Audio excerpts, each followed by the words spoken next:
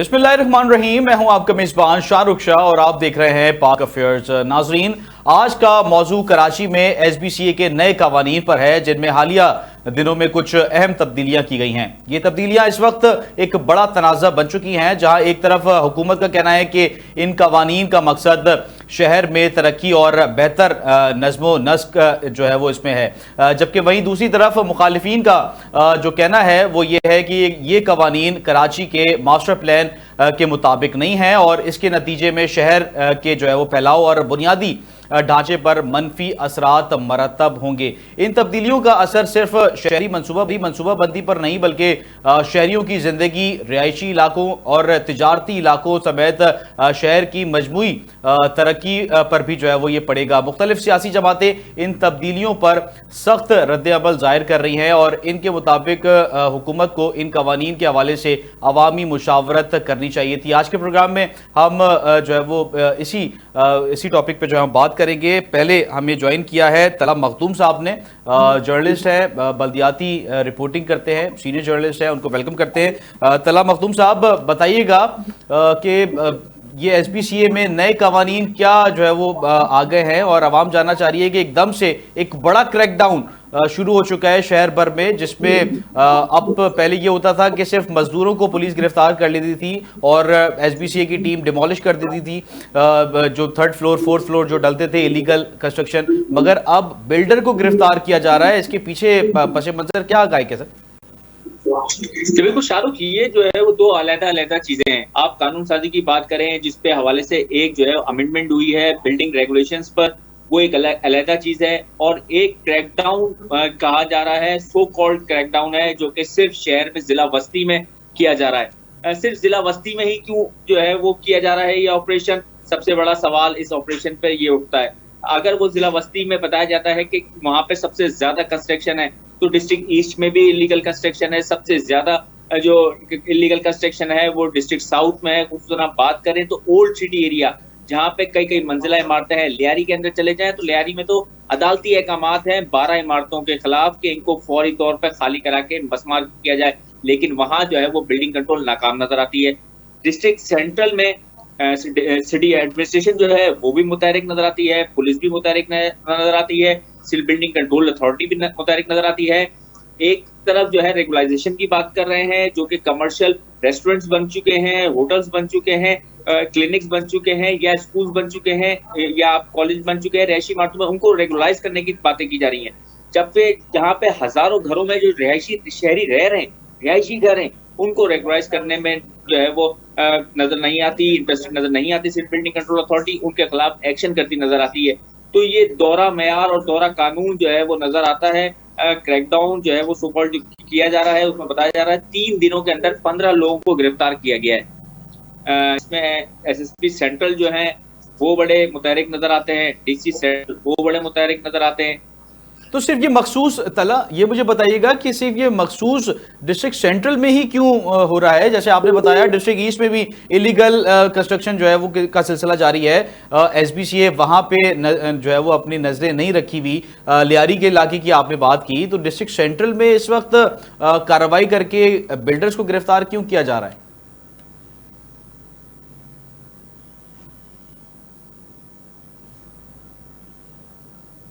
जी तला, आपको मेरी आवाज आ रही है? जी नाज़रीन, हम बात कर रहे थे एसबीसीए के नए कवानीन के हवाले से। एसबीसीए ने नए कवानीन जो है वो बनाए हैं और उसी के साथ साथ जो इलीगल कंस्ट्रक्शंस हैं उसके खिलाफ भी जो है वो ताबड़तोड़ कार्रवाइयों का सिलसिला एसबीसीए की जानिब से जो है वो जारी है। बताया जा रहा है कि एक नोटिफिकेशन जारी किया था जो है वो साबिक जो है वो डीजी एसबीसीए ने, जिसके बाद अब उनकी दोबारा तैनाती हुई है। उसके बाद उसके ऊपर अमल दरामद करने के लिए ये जो है वो दोबारा से कार्रवाइयों का सिलसिला शुरू किया गया है। डिस्ट्रिक्ट सेंट्रल के हवाले से अगर आपको बताऊं तो डिस्ट्रिक्ट सेंट्रल में इलीगल कंस्ट्रक्शन और कंक्रीट का जंगल इस वक्त डिस्ट्रिक्ट सेंट्रल बनता जा रहा था, जिसके खिलाफ एसबीसीए ने जो है वो कार्रवाई का सिलसिला इस वक्त शुरू कर दिया है। हमें जो है वो दोबारा आई गेस ज्वाइन किया है तला मखदूम साहब ने। तला, आपको मेरी आवाज आ रही है? जी जी तला, मुझे बताइएगा कि डिस्ट्रिक्ट सेंट्रल में ही इस वक्त कार्रवाई का सिलसिला क्यों जो है वो जारी है और बिल्डर की गिरफ्तारी डिस्ट्रिक्ट सेंट्रल में क्यों हो रही है? मुझे कॉल पे ले ले 2 मिनट में मैं दोबारा शाहरुख डिस्ट्रिक्ट सेंट्रल में तो सिलसिला जारी है। एक अहम सियासी शख्सियतें हैं जो कि डिस्ट्रिक्ट सेंट्रल में जो है वो उनके ऑर्डर्स चलते हैं, उनकी हिदायत चलती हैं, उसी पर बिल्डिंग कंट्रोल अथॉरिटी हो, उन्हीं की पुलिस हो या जिले इंतजामिया हो, उन्हीं के ऑर्डर्स को फॉलो करती नजर आती है। उन्हीं का इंटरेस्ट है कि जिले से जो है गैर कानूनी तामीरात का खात्मा किया जाए। वो खात्मा तो नजर नहीं आता, उसमें लगता यूं है कि मुख्तलिफ शख्सियात को नवाजने का सिलसिला जरूर जारी है। एक तरफ तो वो जो एमकेएम का मैं खुल के कहूंगा, अगर एमकेएम एफिलेटेड लोग हैं उनके खिलाफ जो है वो कार्रवाई की जा रही है। 15 लोग जो है वो गिरफ्तार हुए। आज उसको काउंटर करने के लिए 2 पीपल्स पार्टी के लोग भी जो है वो गिरफ्तार किए गए हैं रिजविया सोसाइटी, रिजविया थाने में। बताया जा रहा है कि 15, और लेकिन इस पे सबसे ज्यादा जो तकलीफ है वो एमकेएम को है। लगता यूं है कि वो एमकेएम से जुड़े लोग हैं। एमकेएम का एक माजी में किचन चलता था सिंध बिल्डिंग कंट्रोल अथॉरिटी से, वो जरूर मुतासिर हो रहा है। लगता यह है कि ये मामला क्रैकडाउन सियासी बन जाएगा, अगर नहीं भी है तो भी सियासी बन जाएगा।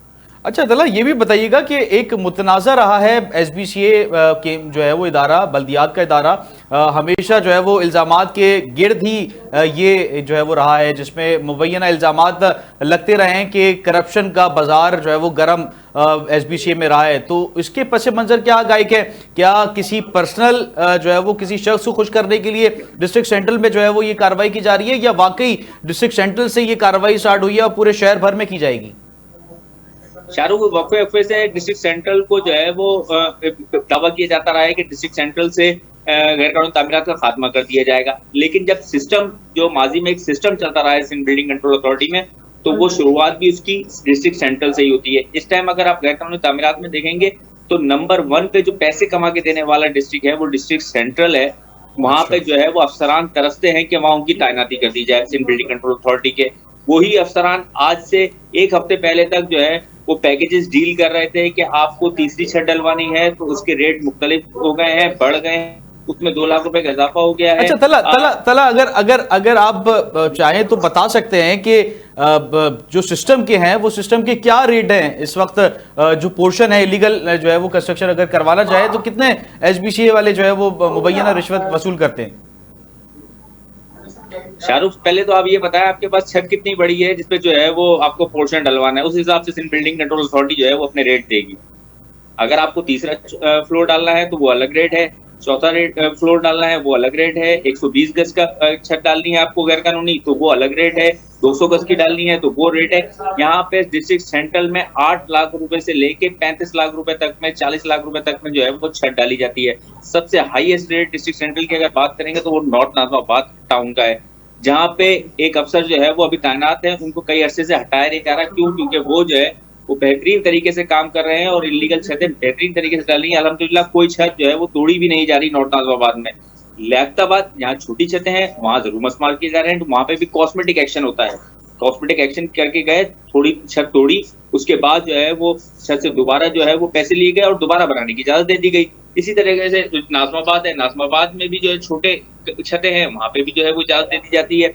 नॉर्थ नाज़िमाबाद उनको तोड़ के दोबारा इजाजत दे दी जाती है। न्यू कराची इसी तरीके से पूरे डिस्ट्रिक्ट में तोड़ा भी जाता है, दोबारा बनवाया भी जाता है।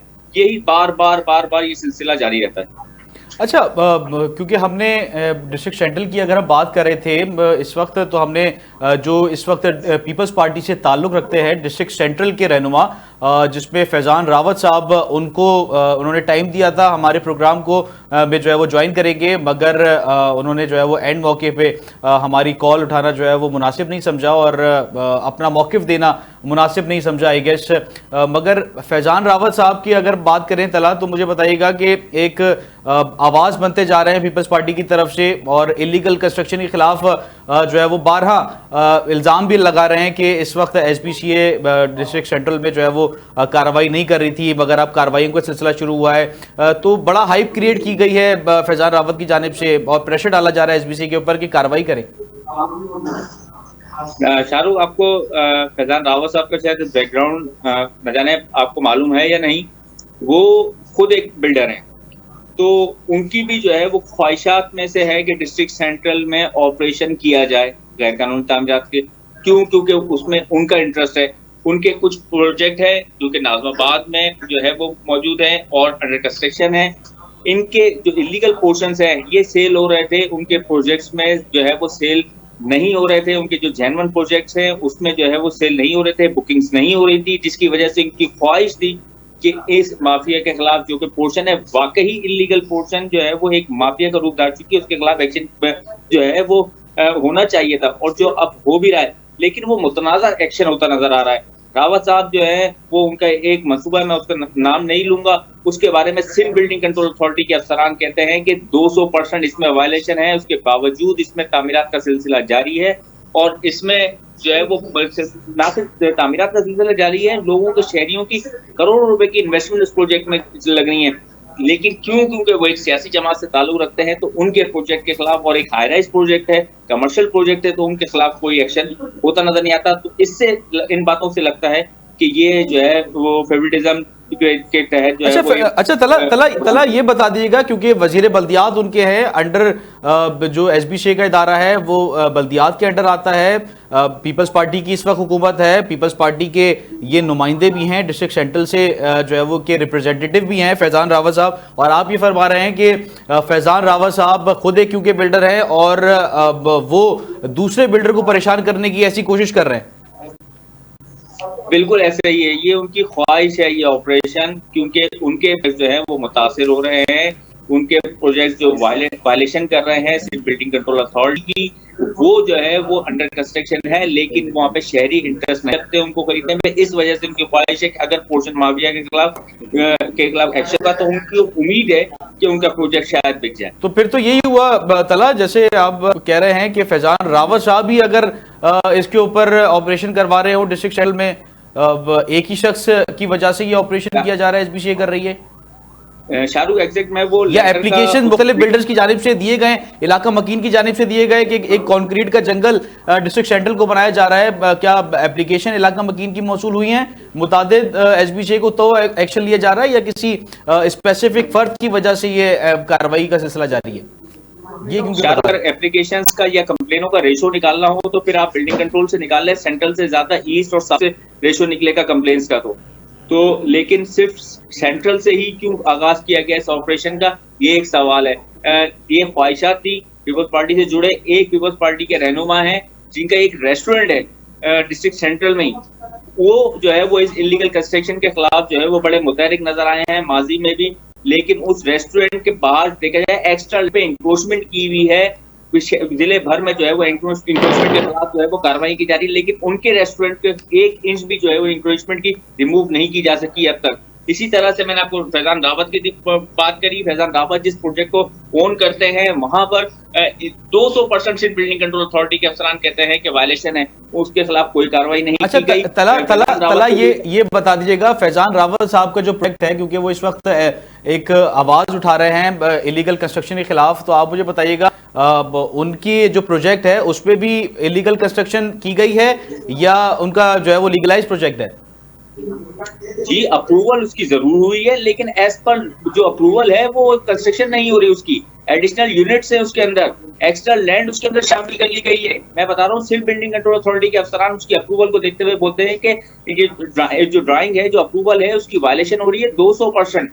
मैं आपको एक लेटर आपसे थोड़ी देर में शेयर कर देता हूं जिसमें एंटी करप्शन का एक लेटर जारी हुआ है फैज़ान रावत के हवाले से, जो कि फिरदौस कॉलोनी में एक प्रोजेक्ट बना रहे थे, उसमें जो है वो वायलेशन कर रहे थे और करप्शन बिल्डिंग कंट्रोल अथॉरिटी के अफसरान के साथ मिलकर कर रहे थे, जिसपे उनके खिलाफ एक इंक्वायरी चल रही है। अच्छा, ये बड़ी जो है वो ब्रेकिंग है, और हमें जो है वो एमकेएम से शब्बीर अहमद साहब ने भी ज्वाइन किया है, उनको वेलकम करते हैं। शब्बीर साहब, क्या कहेंगे, कराची को कंक्रीट का जंगल बना दिया गया है माजी में, क्योंकि आप लोगों की हुकूमत भी रही है, एसबीसीए में आप लोगों का भी एक असर रसूख रहा है, और अब क्योंकि वजीर बल्दियात पीपल्स पार्टी के हैं, डिस्ट्रिक्ट सेंट्रल में इस वक्त कार्रवाई का सिलसिला जारी है, क्या कहेंगे किस तरीके से इसको बेहतर बनाया जा सकता है, क्योंकि इस वक्त पूरे शहर को कंक्रीट का जंगल बना दिया गया है? बिस्मिल्लाहिर्रहमानिर्रहीम। देखिए, मैं इतनी देर से बात सुन रहा था, बिल्कुल ये सही फरमा रहे हैं। कराची, पूरे कराची को कंक्रीट का जंगल बना दिया है। और ये किया SBCA ने, सिंध बिल्डिंग कंट्रोल अथॉरिटी के अफसरान, राष्ट्रीय अफसरान ने। ये कराची पहले जो SBC पहले कराची बिल्डिंग कंट्रोल अथॉरिटी हुआ करता था, ये डिपार्टमेंट, उसमें मैं ये समझता हूँ कि इनके मुकाबले मध्य मुकाबले बड़े अच्छे अफसरान थे और इतनी करप्शन नहीं थी और कराची का इतना हुलिया नहीं बिगड़ा हुआ था जितना SBC बनने के बाद में गुज़श्ता कई सालों से जो रही है पाकिस्तान पीपल्स पार्टी की हुकूमत में है। तो ये सबके सामने है। अच्छा, बात ये है कि जो कराची में ऐसे अफसरान तैनात हैं जो आते हैं और कराची को सोने की चिड़िया समझा हुआ है, पैसे कमाते हैं और चले जाते हैं, तो कराची को ऑन नहीं करते हैं। जो अफसरान कराची को ऑन करते हैं वो इस किस्म की हरकतें नहीं कर रहे हैं। अच्छा, कराची बिल्डिंग कंट्रोल अथॉरिटी जो था उस वक्त के आप देख लें, कराची के रोड देखें, कराची की बिल्डिंगें देखें, कराची के रास्ते देखें, ये सारी चीजें उस वक्त थी। लेकिन ये पीपल्स पार्टी तो ये इल्जाम लगाती है कि आप लोगों ने पार्कों की जगहों पे प्लॉट बना दिए, जो चाइना कटिंग है वो आप लोगों ने करी, तो आप लोग इसको कैसे जो है वो हैंडल करेंगे, टैकल करेंगे? क्योंकि पीपल्स पार्टी आप लोग के इल्जाम लगाती है कि आप लोगों ने ही इसकी शुरुआत की है चाइना कटिंग की और मुख्तलिफ जो है वो रिफाई प्लॉट पे जो है वो कंस्ट्रक्शन कर दी गई। इल्जाम तो एमक्यूएम पर एक अरसे से, जब से रोज़े अव्वल से एमक्यूएम पे लगते ही रहे ना, जिस तरह आपने अभी फौरन आपने फरमान जारी कर दिया कि कराची के पार्क पे कब्जा करके आपने चाइना कटिंग की। आप इनको यहाँ कर रहे हैं, जो लोग जिस पे आप प्रभाव कर रहे हैं, ये सिंध बिल्डिंग अथॉरिटी आप जो काम कर रहे हैं, बीच में पार्क कहाँ से लेकर आ गए? अगर उस मौजूद में बात करेंगे तो फिर उसमें तफसीली में बात कर लेता हूँ, तो उसके लिए आपको प्रोग्राम पे मुझे टाइम दीजिएगा। आप बात ये नहीं, अभी आप जो इस वक्त जो मौजू हो रहा है वो मौजू पे आप जो बात कर रहे हैं, वो बात कर रहे हैं कि कराची जो कि जंगल का कंक्रीट बन गया, ये कैसे बन गया, उस पर मुझे आप बात कर रहे थे कि कराची में मुझसे पहले फरमा चुके हैं कि पाकिस्तान पीपल्स पार्टी की जो अफसरान इस वक्त पाकिस्तान पीपल्स से वाबस्ता है, या वो लोग जो पाकिस्तान पीपल्स पार्टी के अरकान असेंबली की पसंदीदा या उनको पैसे देकर तैनात होते हैं, ज्यादा जो वो पैसे देकर, करोड़ों रुपए पैसे देकर जो पोस्टिंग ले, तो फिर यही करेंगे ना, वो रिश्वत लेकर फिर कराची होलिया तो बिगाड़ेंगे वो। अब कराची में आप किस कदर वायलेशन होती है रूल्स और रेगुलेशन की, कानून की, वो उसकी कहीं मिसाल कहीं नहीं मिलती। तो ये तो हम भी कह रहे हैं, अभी 3 दिन अभी कल एक दिन पहले कल हमारे जो हमारे ओहदेदारान हैं, हमारे मरकजी जिम्मेदारान हैं, कल कराची ने बल्कि इस्लामाबाद में प्रेस कॉन्फ्रेंस की। हमें क्यों जरूरत पेश आ रही है कि हम इस्लामाबाद में प्रेस कॉन्फ्रेंस करें? अच्छा, हुकूमत में तो जो हमारे सिंध असेंबली में जो हमारे अरकान असेंबली हैं, अपोजिशन लीडर हैं, वो चीख के मर गए हैं, लेकिन इनके कानों में जू तक नहीं रेंगती। ये सुनने को तैयार नहीं है, इनसे बात करना सर फोड़ने के मुतरादिफ है। तो ज़ाहिर वफाक से बात करेंगे, इसलिए कि वफाक का हिस्सा है, हमारे 22 MNAs हैं, हमने वफाक का साथ दिया है इस उम्मीद के साथ कि हमारे मसाइल हल होंगे। सूबाई हुकूमत तो सुनने को तैयार नहीं है। गुज़श्ता 17 साल से वो उस मुतासबाना रवैया अख्तियार किया सिंध के शहरी इलाकों के साथ, कराची का उन्होंने हुलिया बिगाड़ दिया है। तो ज़ाहिर वफाक का हम हिस्सा है और हम इक्तिसादी तौर पर, मुआशी तौर पर हमने वफाक को मजबूत किया है। तो वफाक की जिम्मेदारी बनती है कि हमारी आवाज को वफाक से अदारे जुड़े बता रहे, हमारी बात को सुने। हमारी बात, हम कराची शहर की बात कर रहे हैं, आप शहर की बात कर रहे हैं, तो कराची मिनी पाकिस्तान है। डिस्ट्रिक्ट सेंट्रल की अगर हम बात करें, डिस्ट्रिक्ट सेंट्रल में तो एमक्यूएम का काफी अरसे से होल्ड रहा है और अभी भी पीएस में MNA MPAs जो है वो एमक्यूएम से ताल्लुक रखते हैं। तो आप मुझे बताएं कि पीपल्स पार्टी, जैसे कि फैजान रावत साहब इलीगल कंस्ट्रक्शन के खिलाफ आवाज उठा रहे हैं, तो माजी में एमक्यूएम ने इसके खिलाफ आवाज क्यों नहीं उठाई? पीपल्स पार्टी का तो क्योंकि इस वक्त वजीर दियात भी उनका है, वो जब आवाज उठा सकते हैं तो आप लोग क्योंकि उसके रिप्रेजेंटेटिव है, आप लोगों ने क्यों जो है वो इसके खिलाफ आवाज नहीं उठाई और खुल के एहतजाज क्यों नहीं किया इलीगल कंस्ट्रक्शन के खिलाफ? अच्छा, ये किसने कह दिया कि हमने आवाज नहीं उठाई? देखो, हम आप रिकॉर्ड उठा के देखें, सिंध असेंबली की जितनी भी तकारीर हुई हैं, किस कदर हमारे MP जो अरकान असेंबली ने बात की। और कल फिर हमारे पार्टी के जो सरबराह हैं, चेयरमैन है खालिद मकबूल सिद्दीकी साहब और फारूक सत्तार साहब ने और मुस्तफा कमाल साहब ने कल मुश्तरका एक प्रेस कॉन्फ्रेंस की है इस्लामाबाद प्रेस क्लब में। तो उसमें आप देखें ना, क्यों बात की ना, SBC पे बात की है कि सिंध बिल्डिंग को इन्होंने जंगल बना दिया, जो पहले कराची बिल्डिंग कोड था तब तो ऐसी सूरत नहीं थी। तो हमने तो हर मौके पे आवाज उठाई है और आवाज उठाएंगे। यानी कि मैं ये कह रहा था कि कराची जो कि मिनी पाकिस्तान है, यहाँ पे हर मुल्क के हर कोने और हिस्से से लोग आकर आबाद हुए हैं। जब हम कराची की बात करते हैं तो ये क्यों कहते हैं पीपल्स पार्टी वाले, ये तासुब की बात करते हैं? भाई तुमने क्या किया है? तुमने तो शहर का हुलिया बिगाड़ दिया। आज 17 साल से कराची के नौजवान बेरोजगार है, आपने डिस्क्रिमिनेशन की, आप उनको जॉब आपने नहीं दी है, कराची शहर का आपने हुलिया बिगाड़ दिया है। कराची के आज रोड रस्ते टूटे हुए हैं, कराची मुआशी हब है, कराची कमा के देता है 90% रेवेन्यू देकर सुबह सिंध को चला रहा है, फिर 70% से ज्यादा रेवेन्यू देकर इस मुल्क का नज्म नफ्स चला रहा है। तो फिर कराची खरा थोड़ी मांग रहा है। ये कराची का हक है, कराची का राइट है, कराची के शहरों का राइट है। और कराची में सिर्फ एमक्यूएम नहीं बसते हैं, कराची में हर कौम मजहब के लोग, हर पार्टी के लोग बसते हैं। तो हम सबकी बात कर रहे हैं, हम उस मिनी पाकिस्तान की बात कर रहे हैं।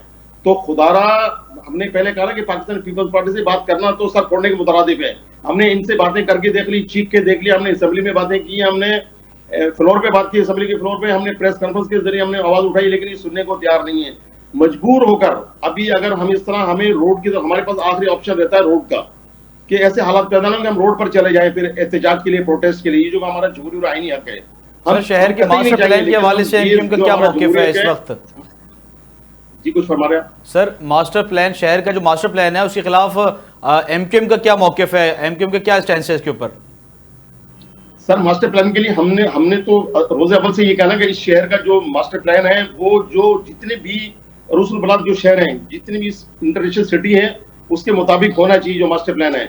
अगर कहीं गलतियां कहीं हुई हैं तो उसको असर सही कर ले, है ना भाई। जब कराची इतना बजट देता है, जब कराची एक सर रेवेन्यू जनरेट करता है, बिल्कुल जो है वो शब्बीर साहब आप बिल्कुल दुरुस्त कह रहे हैं, कराची वालों के साथ हमेशा नाइंसाफी रही है, मगर एमक्यूएम का ताल्लुक हमेशा हुकूमत से वाबस्ता रहा है। एमक्यूएम जो है वो काफ़ी वफाक का भी हिस्सा है, अभी मौजूदा वफाक का भी हिस्सा है, जिसमें अगर हम माजी की बात करें तो पीपल्स पार्टी और एमक्यूएम में जो सालसी का किरदार अदा किया नून लीग ने किया, उसके बाद एक साथ हुकूमत में भी रही, पीपल्स पार्टी के साथ भी रही एमक्यूएम। मगर जो कराची का इंफ्रास्ट्रक्चर है, मास्टर प्लान है, उसके हवाले से इनिशियल बात करती है, उसके बाद बैक ऑफ हो जाती है, कोई ठोस इकदाम नहीं किए जाते, जिसकी वजह से कराची वाले भी जो है वो इस चीज को जो है वो कंसर्न रखते हैं कि एमक्यूएम जो है वो आवाज उठाती है, फिर जो है वो कुछ टाइम बाद बैक हो जाती है और हुकूमत में शामिल हो जाती है। देखें ऐसा नहीं है, मेरी बात सुन लें जरा। आप हिस्ट्री देखें, जब भी जिस दौर में एमक्यूएम हुकूमत में रही है तो कराची ने तेजी से तरक्की की है। अच्छा, कराची का पूरा टर्नओवर ले लें, अभी भी मेयर है ना, अभी भी मेयर साहब है, पाकिस्तान पीपल्स पार्टी से वाबस्ता है, वो सूबाई हुकूमत इनकी है पूरी, फिर शहरी हुकूमत इनके पास। इन्होंने कौन सी दूध की नहरें बांधी कराची में? हाँ, ये बात रिकॉर्ड पर मौजूद है कि जब इनके पास मेयरशिप रही है तो कराची तेजी के साथ तरक्की याफ्ता शहर दुनिया की ज्योग्राफी में साबित हुआ है। लेकिन अब जो कराची का हुलिया बिगाड़ा वो तो पाकिस्तान पीपल्स पार्टी ने बिगाड़ा। अगर हम हुकूमत में शामिल हुए भी पाकिस्तान पीपल्स पार्टी से, तो आप देखें कि अगर हिस्ट्री उठा के देखें, ये पाकिस्तान पीपल्स पार्टी जिसका कायम अमल में आया तकरीबन 50 साल से ज्यादा गोल्डन जुबली मना चुके हैं। ये इन 50 सालों में कोटा सिस्टम इन्होंने लगा दिया, लसानी फसादात इन्होंने करवाए, ना जाने पता नहीं कौन कौन से। कराची सिंध के शहरी इलाकों और रूरल एरिया में एक तफरीक थी, एक खलीज थी, वो खत्म करने के लिए हमने दूरअंदेशी का मुजाहरा करते हुए हमने मुतादिद बार पाकिस्तान पीपल्स पार्टी से हमने इत्तेहाद किया ताकि उनके मसाइल हल हो और कराची के नौजवान जो बेरोजगार हैं वो जॉब पे लगे, कराची तरक्की। लेकिन पाकिस्तान पीपल्स पार्टी ने अपनी रविश नहीं बदली। पाकिस्तान हमने तो बड़ेपन का सबूत दिया, हम ना भी हमारी आवाम नहीं चाहती थी, लेकिन उसके बावजूद भी हम इनसे मिले कि किसी तरीके से नफरतें खत्म हो, ये लसानियत का बीज जो पाकिस्तान पीपल्स पार्टी ने बोया है ये खत्म हो। लेकिन हमारी कोशिश करने के बावजूद भी ये चीजें हो नहीं सकी, क्योंकि पाकिस्तान पीपल्स पार्टी जो 17 साल से हुकूमत में है, अगर ये कुछ ऐसे काम करती सिंध के शहरी इलाकों के लिए, सिंध के शहरी जो नौजवान आज बेरोजगार है, जो आज फूड पांडा चलाने पर मजबूर है, बाइक चलाने पर मजबूर है, फूड पांडा पे काम कर रहे हैं, तो जो पढ़े लिखे नौजवान अहल, जिनमें एबिलिटी, जिनमें सलाहियतें हैं, तो फिर ये खुद ब खुद एमक्यूएम खत्म हो जाती। लेकिन जाहिर है कि ये पाकिस्तान पीपल्स पार्टी जो है वो कुछ करेगी नहीं, तो एमक्यूएम जिसको हम ऑन करते हैं, कराची को एमएनएज एमपीएस एमक्यूएम से वाबस्ता हैं और आप लोग इस वक्त वफाक का हिस्सा हैं। अगर आप बात कर रहे हैं नौजवानों के जो है वो काम करने के लिहाज से कि वो मुख्तलिफ और जॉब्स कर रहे हैं, तो ये जो है क्योंकि ओन करते हैं आप लोग कराची को, तो आप लोग की सबसे ज़्यादा जिम्मेदारी होती है कि जो है वो वफाक से इस वक्त बात करें। अगर आप लोगों को लगता है कि आप लोग की बात नहीं सुनी जा रही, तो वफाक में अभी शमूलियत इख्तियार करने का क्या जवाब बनता था फिर? सर मेरा ख्याल शायद आपने कल की प्रेस कॉन्फ्रेंस आप अवेयर नहीं है, आपने सुनी नहीं है। जब अगर आप हमारी प्रेस कॉन्फ्रेंस सुने, हमारे जो मरकजी जिम्मेदार ने क्या कहा, उन्होंने ये कहा कि आप हमें मजबूर कर रहे हैं। आज हम मजबूरन होकर इस्लामाबाद में हम प्रेस क्लब के अंदर साफत जो साफी हजरात के सामने बात की है कि हम मजबूर होकर आज इस्लामाबाद प्रेस क्लब आए कि ये आवाज हमारी सुने, और मुल्क के जितने भी अदारे हैं करतर उनसे हमने अपील की है कि खुदारा हमारे दर्द को समझा जाए। हम इस पाकिस्तानी हैं और हमने हुकूमत का साथ दिया इक्तिसादी तौर पे मजबूत करने के लिए, मुआशी तौर पे मजबूत करने के लिए। पाकिस्तान मजबूत हर तरह से हम तो कर रहे हैं, साथ दे रहे हैं, लेकिन हमें भी तो सुना जाए ना, तो ये बिल्कुल हमारी जिम्मेदारी। आप लोग को सुना कब जाएगा? आप इस वक्त हुकूमत का हिस्सा हैं, आप लोग तो कराची की आवाज बेहतर उठा सकते हैं, क्योंकि इस वक्त आप ऑपोजिशन में नहीं है, हुकूमत का हिस्सा है, हुकूमत के साथ खड़े हुए हैं। तो आप लोग अगर ये बात करेंगे, आप लोग की बात नहीं सुनी जा रही, तो किस तरीके से चीजें जो है वो बेहतर होगी? देखो, मैंने यही कहा ना कि हमने आवाज कब नहीं उठाई। हुकूमत में होते हुए कोई हमने आंखें बंद थोड़ी की हुई है कबूतर की तरह। भाई हम हुकूमत में होते हुए आवाज उठा रहे हैं। तो सर आप लोग वफाक से अलहदगी इख्तियार कर लेंगे अगर आप लोग की बात नहीं सुनी गई? बात नहीं सुनी गई तो जाहिर है हुकूमत को एमक्यूएम को तो फिर अभी दोबारा अगर वैसे भी आप लोग की बात नहीं सुनी जा रही थी, 1 साल हो गया था, आप लोग कराची के लिए जो है वो आवाज उठा रहे थे, फिर उसके बाद इन दी एंड जो है वो वजारतें ले ली वफाक से आप लोगों ने। हाँ बिल्कुल, वजारतें ले ली, हम कब इनकार करें? वजारतें ले ली तो वजारतें किस लिए ली हैं? ठीक। और तला, क्योंकि टाइम जो है वो शॉर्ट रह गया है, तला आप मुझे बताइएगा कि वाकई क्योंकि जो है वो सियासी जो है वो ताल्लुक रखते हैं लोग, इस वजह से जो है वो ये कार्रवाई का सिलसिला जो है वो किया जा रहा है डिस्ट्रिक्ट सेंट्रल में? बिल्कुल ऐसे देखो, आपने कहा ना कि वजारतें ले ली, वजारतें हमने क्यों ली है? हम इसी जी शबीर साहब कंप्लीट कर लिए। शेयर को जिन वोटरों ने हमें वोट दिए हैं, जिन लोगों ने हमें वोट दिए, हम उनकी उम्मीदों पर पूरा उतर सके। जाहिर है हम डेस्क के बजाने के लिए थोड़े बैठे हैं ऐवानों के अंदर। सर एक छोटा सा शबीर साहब सवाल है, क्या अवामी आप लोगों ने राय ली कि आप लोग को वफाक पे जाना चाहिए था, या सिर्फ आप लोगों ने मरकज में बैठ के ये जो है वो ऐलान कर दिया कि हम वफाक का हिस्सा जो है वो बनने जा रहे हैं? आप लोगों ने अवाम से राय ली कि आपको हुकूमत का हिस्सा बनना चाहिए या अपोजिशन में रहना चाहिए? सिर्फ ये बता दें। अच्छा, मुझे लग रहा है शायद हमारा हुकूमत में जाना आपको पसंद नहीं आ रहा। ऐसी बात नहीं है, आवाम से राय नहीं सर, मैं तो कराची वालों के हवाले से बात कर रहा हूँ। कराची वाले इसमें परेशान है, कोई ओन नहीं कर रहा। कराची का जो है वो इंफ्रास्ट्रक्चर खराब है और जो है वो इस वक्त मामला खराब है, तो इस वजह से मैं आपसे सवाल कर रहा हूँ। मैं यही कह रहा हूँ, सुन तो लें आप। मैं ये कह रहा हूँ कि हमारी एक कौंसिल है जो पूरे फैसले करती है, उस फैसले की रजामंदी से सब कुछ हुआ है। जाहिर है ना, हम ऐसे नहीं कि खुदा न खास्ता को चोर दरवाजे। सर उसमें अवामी राय थी या नहीं थी, क्या सिर्फ मरकज की राय साहब शामिल थी? और आपके चैनल के तवज्जुह से मैं आवाम को ये यकीन दिलाता हूँ कि हम गाफिल नहीं है, हम ही हैं जो हम इस कराची को ऑन करते हैं, कराची के शहरों को ऑन करते हैं, चाहे वो ख्वाह किसी पार्टी से ताल्लुक रखता हो, किसी कौम से, किसी मजहब से। हम कोई मुल्क छोड़ के थोड़ी भागे। हम इस मुल्क में मौजूद हैं, इन शहरों में मौजूद हैं, इन शहर के चौक चौराहों पर मौजूद हैं। जितने अरकान असम्बली हमारे मुतहरिक है, शायद किसी पार्टी का हो। अभी आप देखें कि शहरी हुकूमत किसके पास है? शहरी हुकूमत क्या आप शहरी हुकूमत में बात करें कि शहरी हुकूमत ने क्या? मेरा सवाल वहीं पे घूम के आएगा। सर आप मुझे बता दें, आप लोगों ने अवामी राय ली या मरकज में ही ये फैसला कर लिया कि आप लोग हुकूमत का जो है वो हिस्सा बनने जा रहे हैं? अवाम की राय आप लोगों ने ली, अवामी जो है वो कचेरी लगाई आप लोगों ने कि हम ये करने जा रहे हैं, क्योंकि आप अवाम के वोट से ही ऐवानों तक पहुंचे थे। कभी अवाम की कचेरी, पहले कभी पार्टी का एक सिस्टम है, पार्टी के दस्तूर, उसके मुताबिक फैसले होते हैं।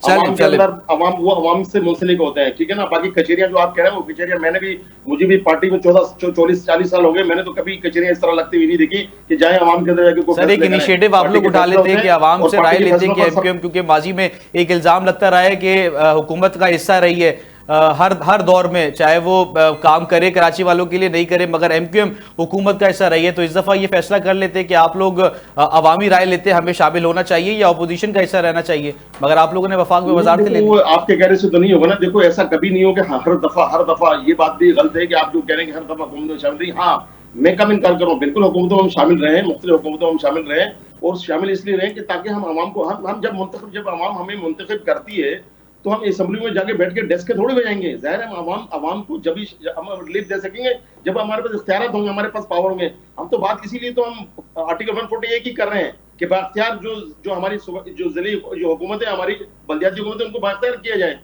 ये हमने बिल चले बहुत शुक्रिया इंशाअल्लाह। इसको नेक्स्ट प्रोग्राम में जो है वो दोबारा कंटिन्यू करेंगे इस टॉपिक को। आपका बहुत शुक्रिया नाज़रीन, आज तक के लिए इतना ही। अपने मेज़बान शाहरुख शाह को टीम के हमरा इजाजत दीजिए। अल्लाह हाफिज। पाकिस्तान जिंदाबाद।